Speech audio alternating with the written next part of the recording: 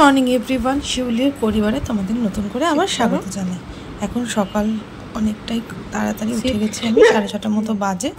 আর ও গেছে স্নান করতে, তাই ততক্ষণ আমি একটু সময় পেয়েছি ডাম্বোকে একটু বিস্কিট খাইয়ে নিচ্ছি। আর ডাম্বোর দেখো বিস্কিট দেখে আর তর্স হয়েছে না, ঝাপাত করে লাফ দিয়ে আমার কোলে উঠে গেছে। দুষ্টুটা খাবার খেতে মানে পাগলামি করার শেষ নেই ওর। ভালোও লাগে, মিষ্টিও লাগে, আর আমার তো বেশ মজাই লাগে। এখন বিস্কিটগুলো খেয়ে নেবে, তারপরে জল খাবে, তারপরে শুরু হবে আজকের মতো বদমাইশি। আর তোমাদের কিন্তু পুরো ব্লগটা অবশ্যই দেখতে হবে, কারণ এত দুষ্টু হয়েছে না ডাম্বোটা, সারাদিন এত রকম দুষ্টুমি করে, খালি মনে হয় তোমাদের সাথে কোনটা শেয়ার করবো আবার কোনটা শেয়ার করব না। তো চলো আজকের দিনটা এখান থেকেই শুরু করি। তোমরা প্লিজ ব্লগটা পুরোটা দেখবে আর আমার চ্যানেলটাকে সাবস্ক্রাইব করে আমাদের পাশে থেকো। তো চলো, এই যে জল খাওয়া হয়ে গেল বাবুর, আর আমার ওদিকে চা বসানো হয়ে গেছে। ঝটপট করে একটু গরম জল আর চা পাতা দিলেই তো আমাদের সকালের চা রেডি। কিন্তু এটাই আমাদের নেশা, করে নিই আর তারপরে তো দিনটা এখান থেকে শুরু করব। কাজ কর্ম নিয়ে তো সারাদিন কেটেই যায়, আর তোমরাও ব্লগটা দেখতে থাকো।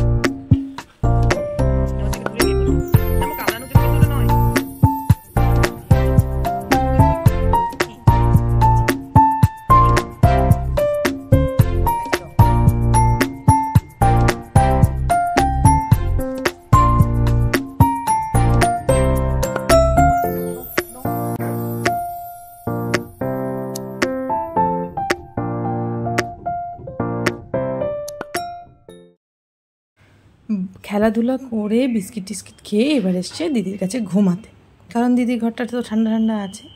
আয়েস করে দেখো দিদির পাশে শুয়ে এবার কিন্তু ঘুম দিয়ে নেবে 12টা 12:30 অবধি। তারপরে আবার নেক্সট রাউন্ডের দুষ্টুমি স্টার্ট হবে।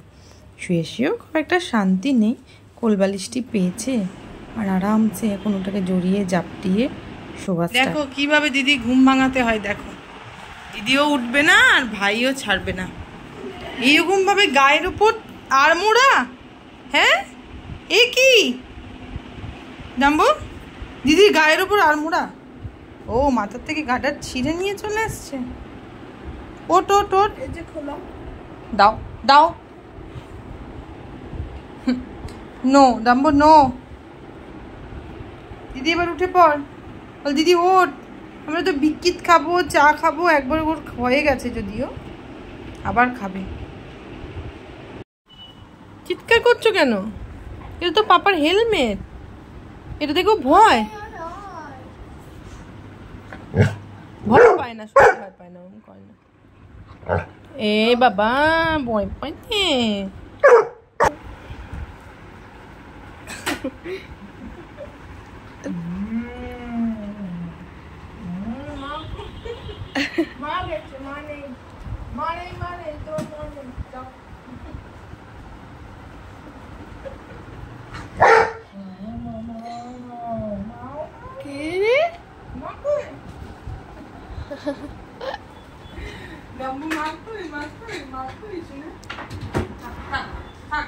ভালো না ওটা, এটা একদম ভালো না, ভয় পেয়েছি আমি, ভয়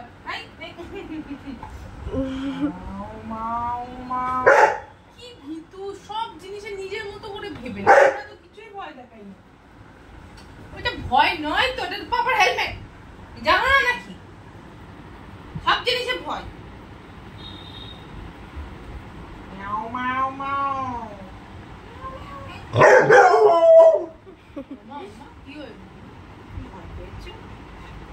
সব জিনিসে ভয় পায়, হ্যাঁ তা তো লোকে বোকা বলবে। লোকে কি বলবে? যে ডাম্বোটা হচ্ছে একটা বোকা, 1 নম্বরের একটা বোকা। তুমি কি তাই? তুমি কি তাই নাকি? দেখো কে যাবে ঘুমা।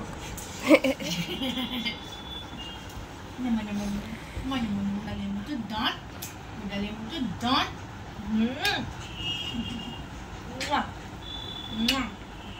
খুব রেগে গেছি, কিন্তু আমরা ভয় পেয়েছি বলে রেগে গেছি। যাবো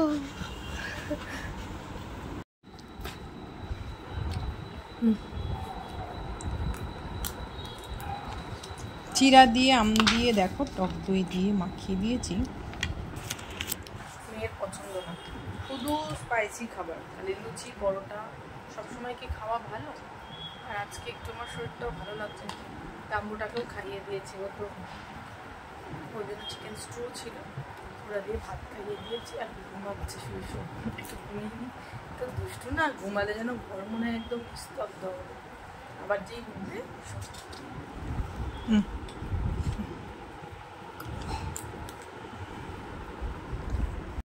মাঝে মাঝে ব্রেক হচ্ছে আর একটু করে ঘুম হয়ে যাচ্ছে। এখন আমি ধরে রেখেছি, কারণ ঘর মুছতে এসছে তনু, ঘরটা মুছে নিই, তারপর আমি সবজি কাটতে বসবো। আর তোমাদেরকে দেখাই আমি যখন সবজি কাটি তখন আমার বাবুর কি অবস্থা দেখো।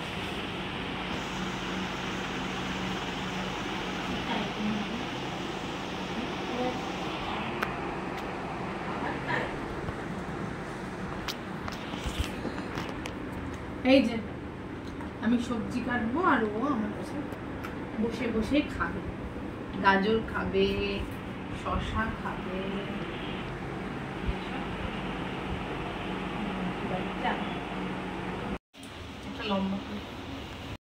দিনের বেলা তো রান্না আমার মোটামুটি করাই ছিল, কিন্তু হঠাৎ করে দিদির ইচ্ছা হয়েছে একটু কষা কষা করে চিকেন খাবে।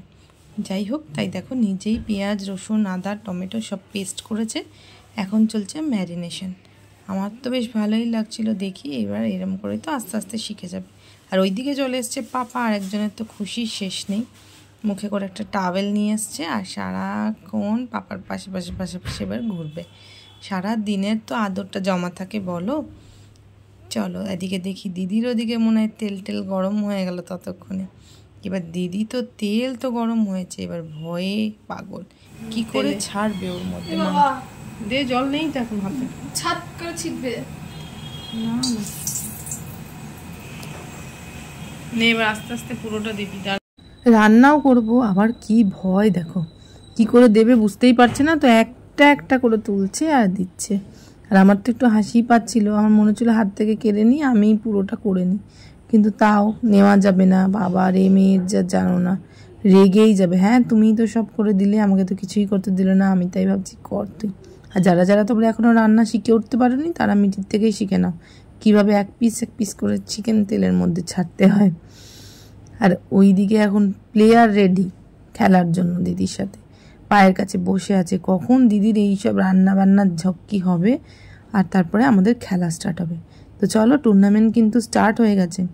এই যে বল নিয়ে প্লেয়ার দুজন রেডি, দিদির জন্য ওয়েট করছিল। আর দেখো বল দেওয়ার আগেই দৌড়ানো স্টার্ট, এত মানে চঞ্চল না, তহস হয় না কোনো কিছু।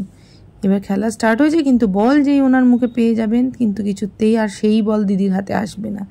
তাই দিদিও নতুন একটা ট্রিক ইউজ করেছে, যে একটা ও ট্রিট নিয়েছে হাতের মধ্যে, যে ট্রিটের লোভে যদি ভাই বল ছাড়ে, কিন্তু সে হলে কি হবে, ট্রিটও ফেল হয়ে যাচ্ছে, কিছুতেই মুখের থেকে বল তার বেরোচ্ছে না।